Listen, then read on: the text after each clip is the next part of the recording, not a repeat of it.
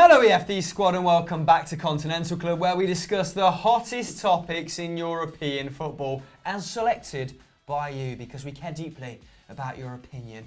Talking of opinions, they're like arseholes, everyone has one, and here's a man that's an arsehole and has an opinion. It's Joe Tomlinson. Woo! I'm back. Yes, not hungover today, but extremely tired. Yeah, you better bring the noise this week because last week you let yourself down. Absolutely unacceptable. I'd like to apologise to my mum, my dad, and the EFD squad. Your new dog as well. And joining us for the first time in a while because Patrick Van Straan has taken an early weekend shock horror, hates hard work, does PVS. It's Jelab, the man who knows little but works very hard. Yes. Actually knows, increasingly more each and every day. And can wiggle his own ears. Do it. Wow. Watch him grow. That's important. Quite something. Someone said I was an inspiration to them. So. In an interview. And that person knows who he is. We're not going to call him out. First topic is an amalgamation of a lot of different questions we've had submitted because there's been a bit of a managerial merry-go-round on the continent, and it's by far and away the most interesting thing to talk about. So we're actually going to take a new manager each, kicking off with you, Joseph, and Carlo Ancelotti, recently employed in Naples. What a career he's had. He's balled around from class European city to class European city, picking up the odd bit of silverware and a fat paycheck. Will he win the little donkeys of Serie A?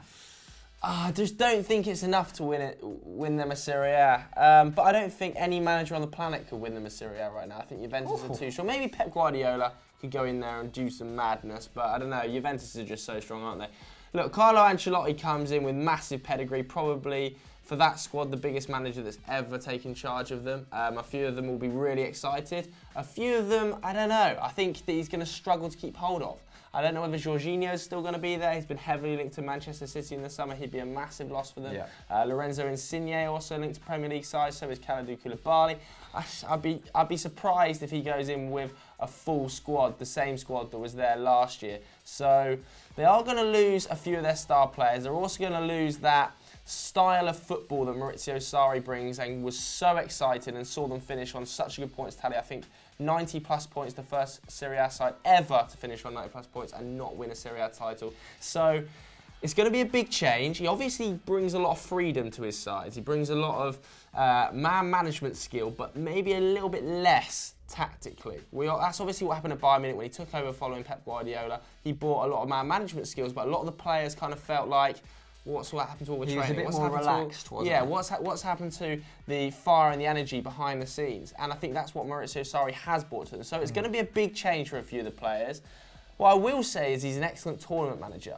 Obviously, massive Champions League pedigree and on the European stage. So I think that's an exciting move. But just domestically, I still don't believe it's enough to win them that Serie A title. But if he was going to win another domestic campaign, you'd imagine it'd be in Serie A, where he's got droves of experience. I'm kind of shocked that AC Milan haven't manoeuvred, or at least gone for him more heavily than has been talked about. Obviously, there's been rumours. Yeah, it feels like a bit of an odd one that they've brought Gattuso in on this long-term contract whilst Carlo's available, because I've kind of felt like Carlo Ancelotti was not the perfect fit to get the best out of that side, but a better fit than Gattuso. At least he could have manoeuvred that squad into a position where people were happy, because it feels like there's so much turmoil going on behind the scenes at AC Milan.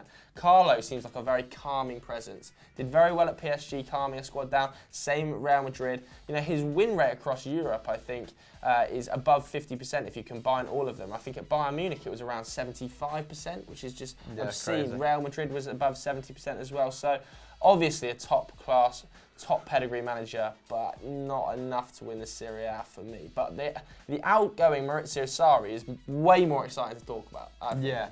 Of course, hasn't actually gone to another club. Been linked with Zenit St. Petersburg, which would be a waste of his talents. I think he's rejected them now, in my opinion. Thank goodness for that. Yeah.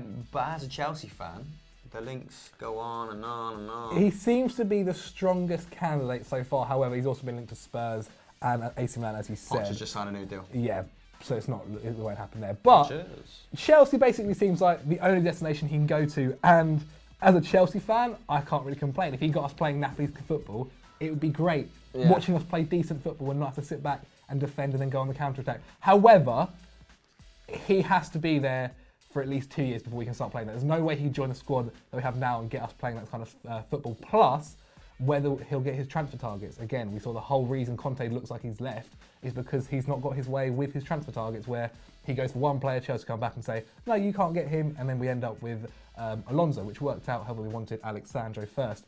Sarri's main thing this season for me has been being able to play really attractive football. I don't know how many of Napoli's goals have gone viral. Yeah, on Twitter. so many. Just of Mertens, like Mertens had an incredible season, and he had specialists. Literally. He also had that one season as well with Higuain, where they netted, I think, 80 goals in the season, and Higuain went supernova and scored 30 plus, I think. Yeah. And then last season, they did better than that, even without Higuain, when I think they got 94 goals in 16-17. So he's improving. Again, though, the only issue I've got with him is, apart from Napoli, he doesn't really have a lot of experience. He was at Empoli as well, and then managed in the lower leagues. I think Empoli and Napoli are the only clubs where he's been at them for over 50 games. Yeah, he has a crazy route to success. I think he was managing pub teams. Yeah, for, he used to be an years. accountant. Yeah, it's crazy, a really unique route to success. I think he went I think he was doing 2 jobs. He was also managing a pub team, then a Sunday league team, then a semi-pro team, and he worked his way up. The Napoli job was the Jamie pinnacle Vardy for of him. managerial. Literally is that sort of talent. Rags to riches story. But then I kind of feel with him not having been at a club for a long, long time, that's kind of perfect for Chelsea, because the Chelsea job now is a 2-year job.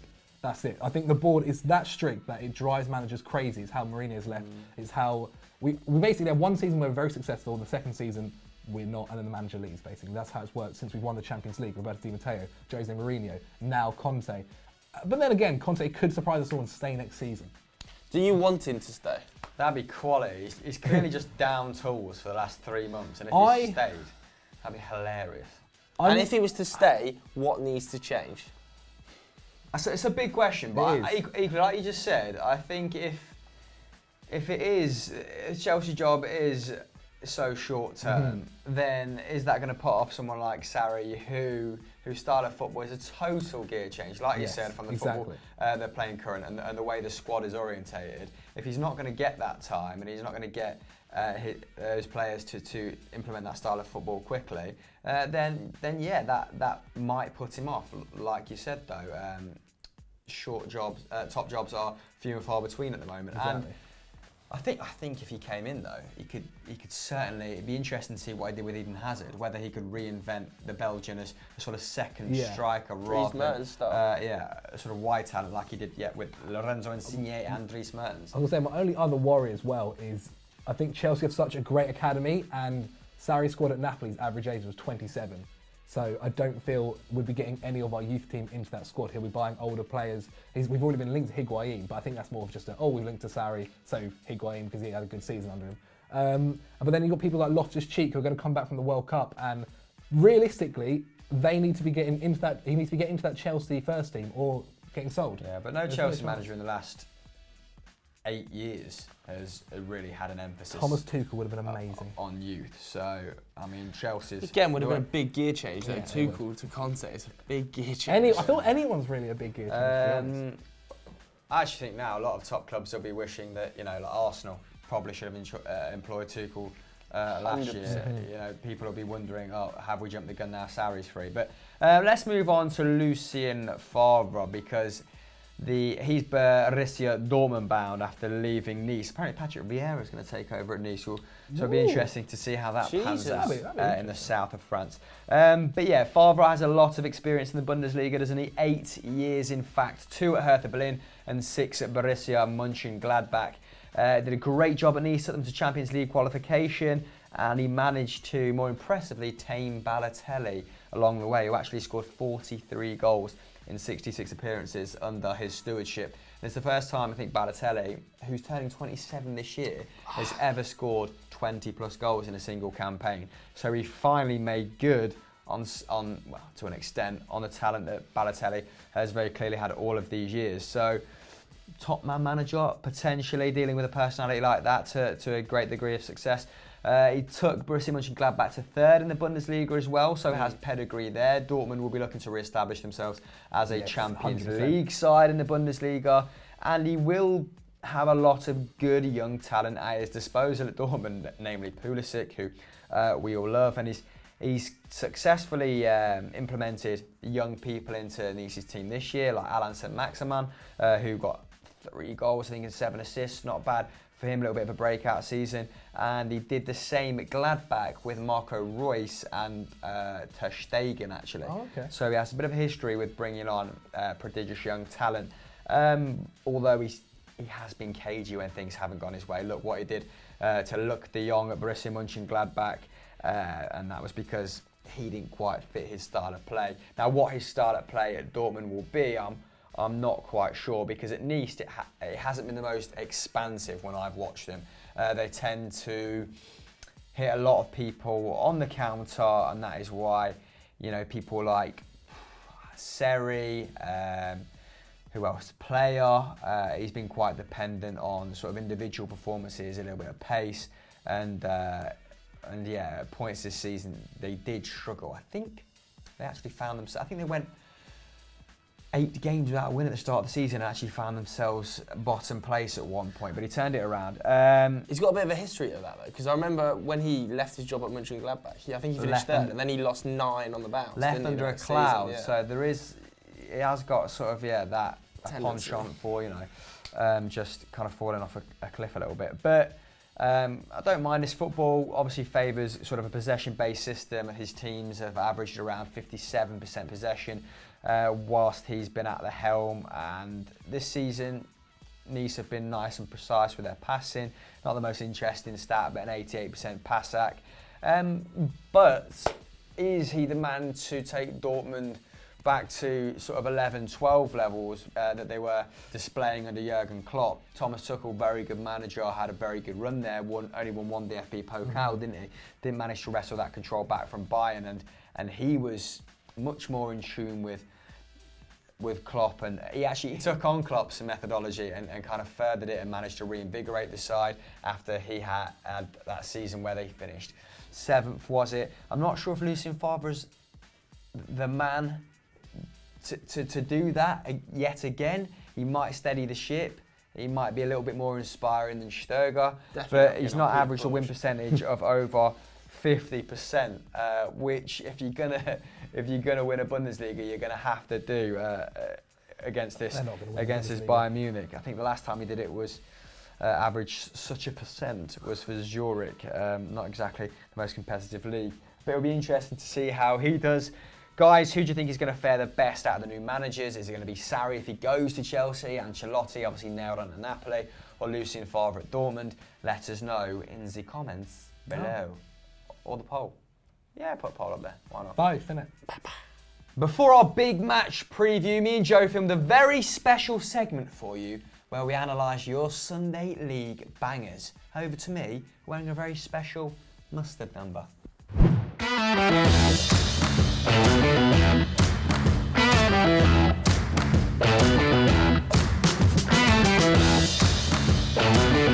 Yes, here we are, you lucky devils, reviewing your Sunday League bangers thanks to our friends over at Chalco Coconut Water. And talking of sweet white fruit, my co-host, Joseph Tomlinson. Get us underway, sir. Come on then, first goal, let's see what we're saying here. Who's this one submitted by?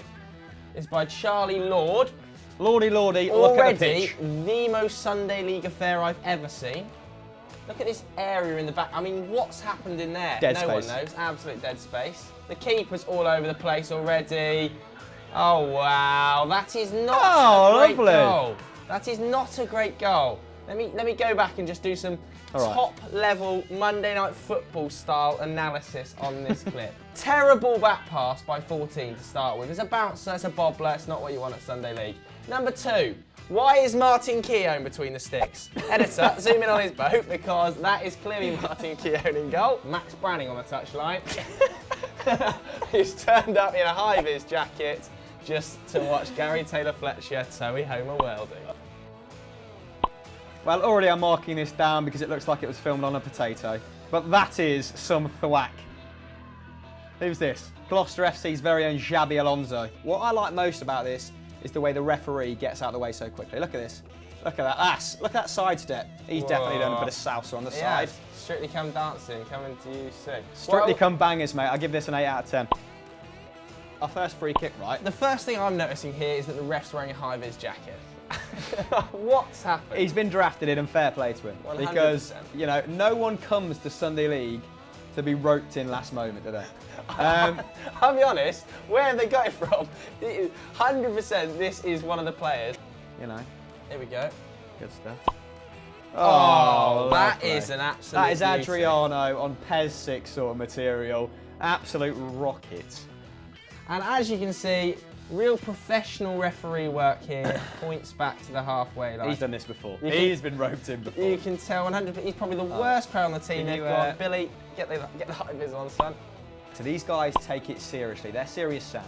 Although I am very unconvinced about the straightness of the 6-yard box line. Who's painted that on? He's on an absolute wonk, isn't it?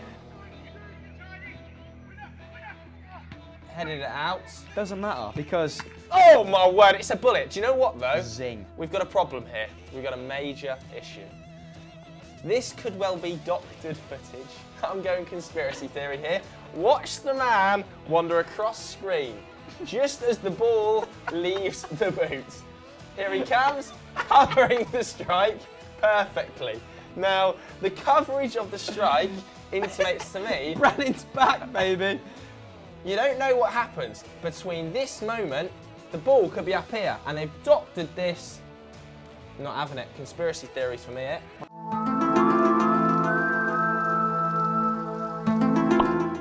Ball's come across here to Mr. Gloves. Oh, okay. It's a poor touch. Oh, That is a blockbuster. Great Odin's Raven. That is outrageous. Now, let's just point out here, we have got inside knowledge that this, number 3, is actually Ash, who plays for FDFC. He was playing in this game, and as you can see, disappointed. More surprisingly, captain. What? Didn't think he had it in him. Not necessarily a leader on the pitch. The first one you'll hear to moan. And already the ball's been in the goal for 0.5 seconds and he's looking for someone to blame. Look at him. Classic Ash, that is. So far, the best goal. Our champion-elect so far. She's a Celtic fan, Yeah. so already run a 7 out of 10. Although, concentration levels at the front. Come on, the game's up this end. Yeah. What's happening down here? But that's parenting 101, mate. She's managing these children. Fantastic spot. Excellent. And that wasn't a go back. That wasn't a size 4 ball. What is that? That's surely not the one being kicked. That's not regulation size. Here he comes. Rory Delap has turned up. Oh, it's a flick on. Oh! The readjustment of the body was delightful there. Absolutely fabulous.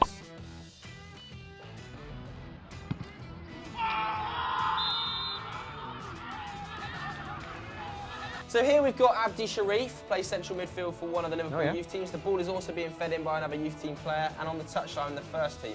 Who have we got there? Welsh wonder kid Ben Woodburn, lovely. Bobby Firmino, wouldn't mistake those teeth anywhere else. And Alex Oxlade-Chamberlain, who is, by all accounts, a lovely, lovely guy. So let's play. Hold on, we forgot about Adam Smith. Oh yeah, Adam Smith's there. Soccer AM, digital icon. But let's just start here with the jump. Now we've already analysed one very, very pencil-like jump. This is slightly more arched back, but still very salmon-esque. He puts that in a good position for himself, no doubt. Little Yeah. pop off the chest, lovely. The pop Athletic, look at the jump. The pop is key here because he's got a nice bit of height, meaning the second bounce allows him to get the dip. He's got a nice bit of, he's over the ball, allowing the ball to Look dip at that. as well. He's like Hans Moleman when he hits it, and that is the perfect dipping technique. We all know that. Yes. Industry secret. It really is. Now, as the ball, I mean, that is fantastic to see. The keeper, though, He's helped him out. He's helped his helped mate him out out. in a He's big come way. 6 yards off his line. He knows what sort of goal they're trying to recreate. We're on to you. All right? we're on to you in a big way, but nevertheless, it's a good goal, well recreated, but it's still not as good as Old Copians. So, Old Copians, I guess, is the best goal we've seen all Yeah, day. good effort, but the fans and the Sunday League are the winners today.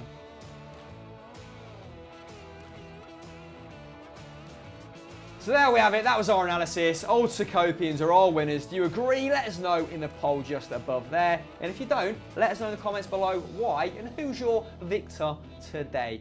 Thanks to Chalco Coconut Water for organising this. Back to us in the studio. It's that time of year again, baby. It's the Champions League final tomorrow. Where will you be watching it? I won't be. What? Oh I know, it's not my good, is it? God. Is he even a football fan? What's he doing? I know. This comes as a genuine shock to me. Shambles. Absolutely shambles. Where are you? I've arranged a meal. Shocking. 100% he's going to have it Shut on up. his phone. He'll have it on his phone. I'm going to probably be with Kieran, who's behind the camera. Say hello. Hi. And Adam Templeman, who might be crying. That sounds equally as depressing. I'm going back to Leicester. I'm actually cat sitting. I'm going home And ours is to depressing. cat sit. And ours is depressing. Yeah, but you know, me and a cat get sauced. Maybe I'll shade him. Anyway, let's dive straight into it. Liverpool versus Real Madrid. Now, I'm going to start with Liverpool, lads, who I actually would like to see win the competition. What were we saying beforehand? I'm going to go for a 3-2 Liverpool win. Not predictions. 2-1 Madrid.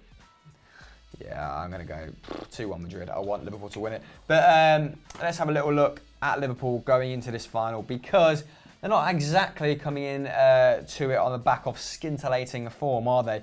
They've won 2 of their last 6, drawing with West Brom and Stoke. But their Champions League campaign has been extraordinary so far. 46 goals from 14 games, averaging 3.3 goals per game, the highest total in the competition's history. Salah, Mane and Firmino have 29 of them, and we discussed it on Hot Takes this morning. This Liverpool team, the joy of this Liverpool team is that they are more than the sum of their parts.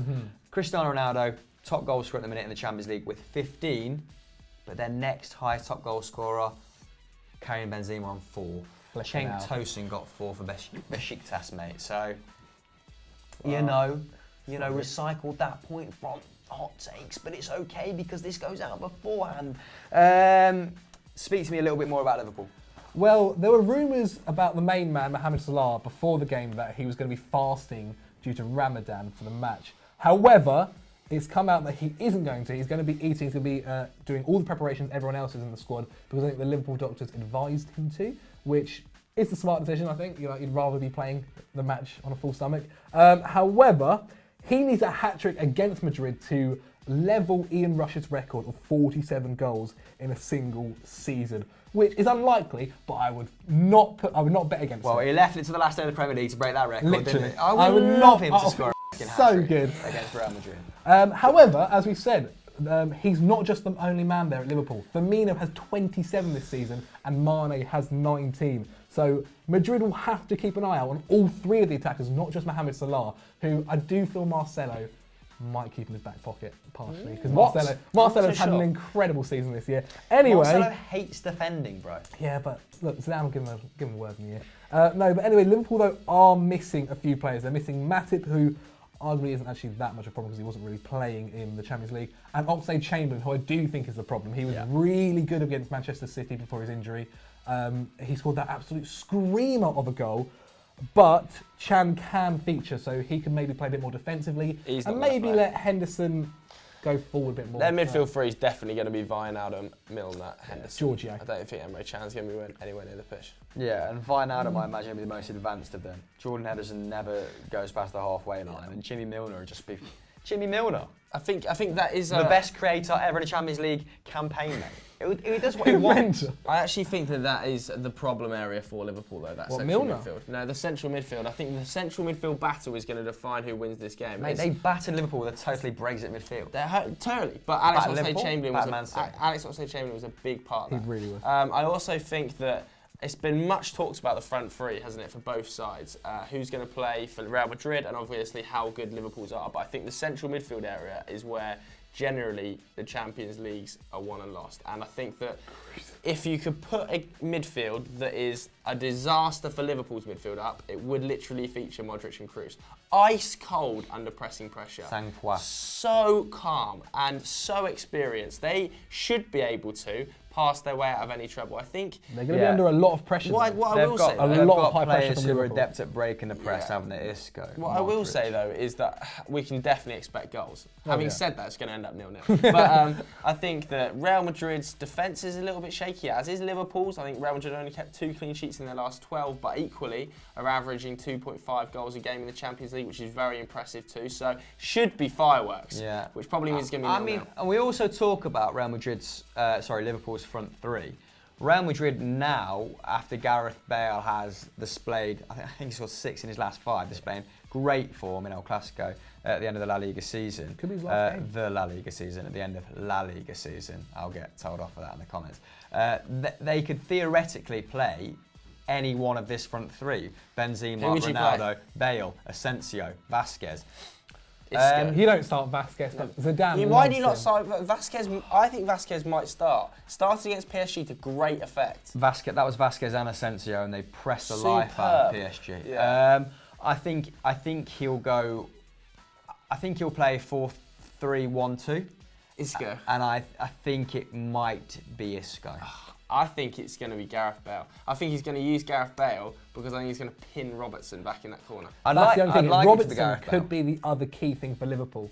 You saw him against Man City, how he was going up that wing, and against Roma as well, actually, how he was going up that wing and taking the left wing as well. I think he could have a key game. I also feel, who's the right back? He just loves running. Trent Alexander-Arnold. Trent Alexander. The pressure was on Trent Alexander-Arnold against Manchester City. Stepped up in a big way against Leroy Sané. People thought that Leroy Sané was going to run all over TAA, and he stepped up. So I'm excited to see the prospect of Cristiano Ronaldo. This is something Cristiano has worked on and perfected throughout his career, peeling off from when the ball's on the opposite flank, peeling off, isolating the fullback, and out-jumping him, using his physicality to beat him in the air. We saw it in the 2008 Champions League final against Chelsea, isolated Branislav Ivanovic, out-jumped him and scored the goal. That is a problem area for Liverpool. Although Van Dijk is absolutely formidable in the air. I think he wins around 80% of his aerial duels. So they do, with Van Dijk, have an good aerial presence. And Dejan Lovren, if there's one thing Dejan Lovren is exceptional at, and I think he's much maligned, isn't he? Maybe somewhat harshly at times. He loves crosses. He loves mopping up crosses. So we've done our predictions. I think it's going to be a fantastic game of football. A lot of finals are very cagey, but like you've said, neither side really cares about defending. Yeah. Which I'm on board with. Although Madrid will on the night. I reckon Navas as well might pull off an absolute But Sergio Ramos will be too hell-bent on scoring. But he always has worldies in the finals and in big games, Ramos. Yes, clutch player. What do you guys think? Who's going to win? What's the score going to be? Let us know on Twitter. And if you call the right score and the first goal scorer, massive shout out across every single show we do. Chris will follow you. There's 26 of them, so 26 shout outs. So that's it for this week's Continental Club, guys. Thank you for watching. We hope you enjoyed. Fellas, what else is happening on Football Daily, Zach? VFN went up an hour ago. Fingers crossed if I've edited it within 3 hours, so who knows. But yeah, it's me and Joe. We talk about Ronaldinho getting married to 2 people and how Cristiano Ronaldo trolled Mohamed Salah. So make sure you check that out. Joe, what else? There'll be a Stat Wars tomorrow featuring Dave Jackson and Cheeky Sport Joel. Yeah, boy. So, there you go. And non-league vlogs might come out on Football Daily FC, but you know, one video a month on that because people, not enough of them. Bye. Have a good weekend. See you later. Come on, Madrid.